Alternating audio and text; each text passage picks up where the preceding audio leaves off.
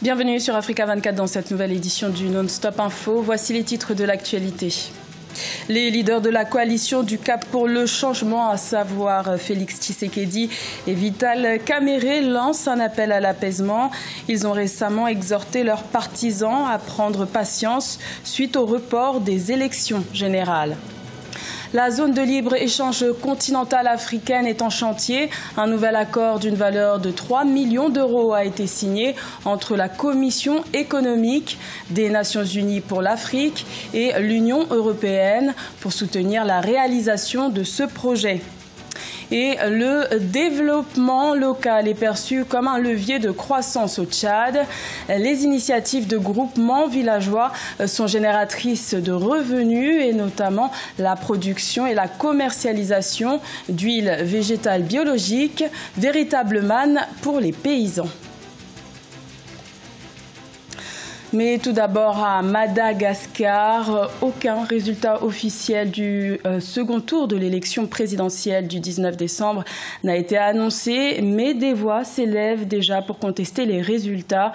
Le candidat, Marc Ravalomanane, crédité de 45% des voix selon les tendances partielles de la CENI, contre 55% pour son adversaire, André Rajoel, s'est exprimé ce dimanche 23 décembre. Il a dénoncé des fraudes et des anomalies lors de ce scrutin. Il rejette ainsi les premières tendances partielles.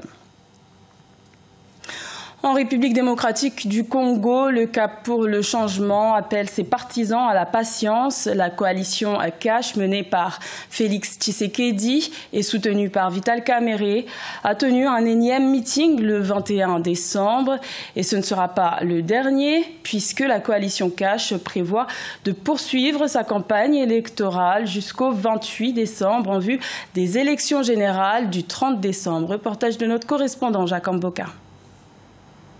Après l'annonce du report des scrutins prévus le 23 décembre, Félix Tshisekedi et Vital Kamerhe, qui ont tenu un meeting ce vendredi 21 décembre à la permanence de l'UDPS, ont demandé à leurs militants de garder patience. Nous prenons certaines positions qui seront peut-être contraires à vos attentes, mais vous devez savoir que tout ce que nous faisons sera toujours dans l'intérêt du peuple. Tant que vous nous soutenez, nous continuerons à vous servir.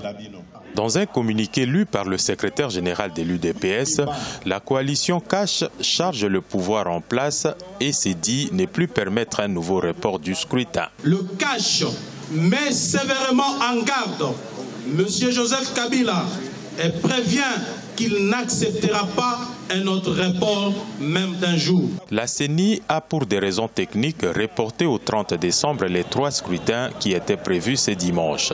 La coalition, le camp du changement, qualifie ces reports de manœuvres de la Commission électorale nationale indépendante. Mais aujourd'hui, on est assuré.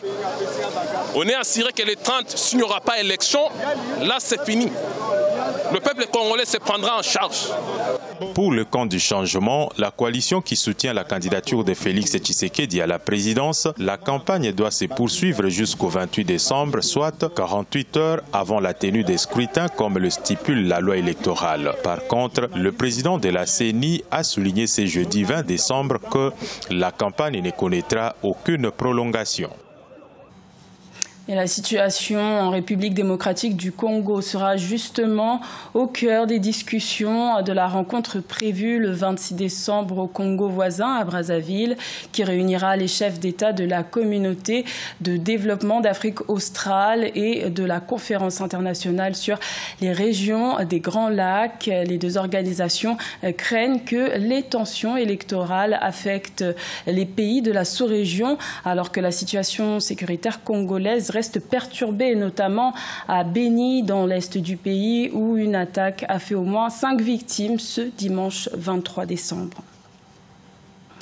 Le projet de réalisation de la zone de libre-échange continentale africaine progresse. Un nouvel accord de 3 millions d'euros a été signé entre la Commission économique des Nations Unies pour l'Afrique et l'Union européenne, un montant qui devrait aussi soutenir le développement du e-commerce intra-africain. Siamlo Victoria Seji. La Commission économique des Nations Unies pour l'Afrique et l'Union européenne ont signé un accord de 3 millions d'euros, soit 1 987 557 354 francs CFA. C'est dans l'optique d'appuyer les stratégies nationales de mise en œuvre de la ZLECA, zone de libre-échange continentale africaine, avec un accent particulier mis sur le numérique. Les objectifs du développement durable exigent que nous fassions passer le développement à l'ère numérique. Nous devons également intégrer le continent numériquement pour que l'Afrique soit plus diversifiée et plus prospère. Des spécialistes estiment que l'avenir de l'e-commerce en Afrique dépend du développement des réseaux numériques, télécoms ou électriques non encore acquis. Selon le cabinet McKinsey & Company, ce secteur pourrait peser 75 milliards de dollars en Afrique d'ici à 2025.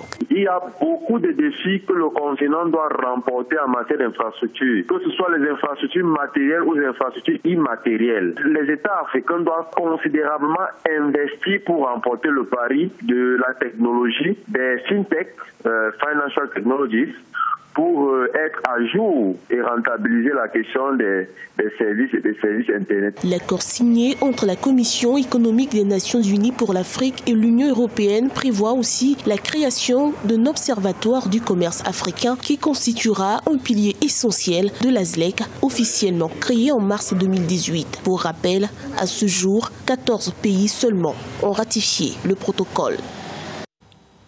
Également dans l'actualité, la Tunisie remboursera des crédits d'une valeur de 1 000 millions de dollars par an de 2021 à 2025. Elle poursuivra ensuite jusqu'en 2055 l'acquittement des prêts contractés en 2016. C'est ce que révèle le dernier rapport de la Cour des comptes publié le 22 décembre. Pour rappel, les engagements de l'État tunisien au titre de crédit extérieur pour 2011-2016 ont atteint près de 38 milliards de dollars. Au Tchad, les initiatives de groupements villageois favorisent le développement local. Dans la province de Guéra, dans le centre du pays, les paysans commercialisent les huiles végétales. Ils les produisent de manière biologique. Un projet en faveur de la bonne gestion des ressources agricoles.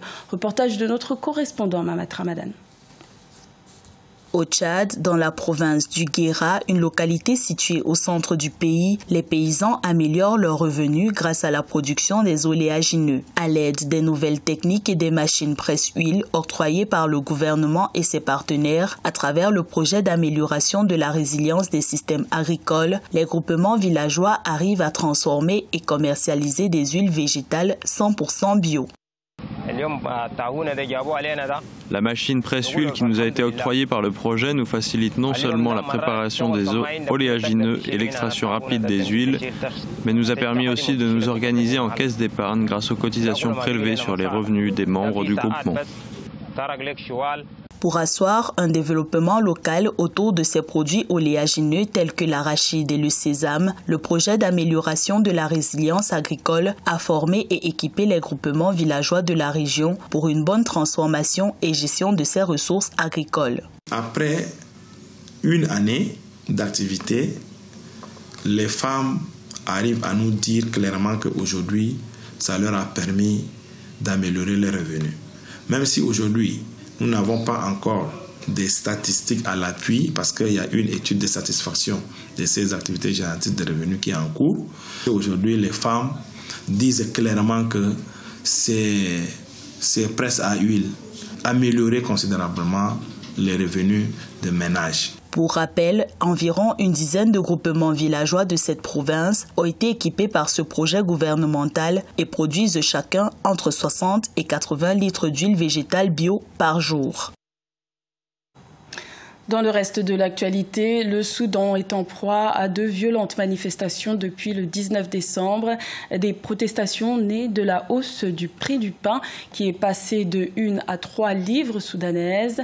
De nouvelles manifestations ont été organisées ce dimanche 23 décembre dans plusieurs villes du pays pour dénoncer l'inflation de près de 70% à laquelle fait face le pays. Depuis le début de ce mouvement de colère mené par les populations, au moins 8 victimes sont à déplorer. Ce journal a été réalisé par l'ensemble de la rédaction. Merci de votre fidélité. L'information continue sur Africa 24.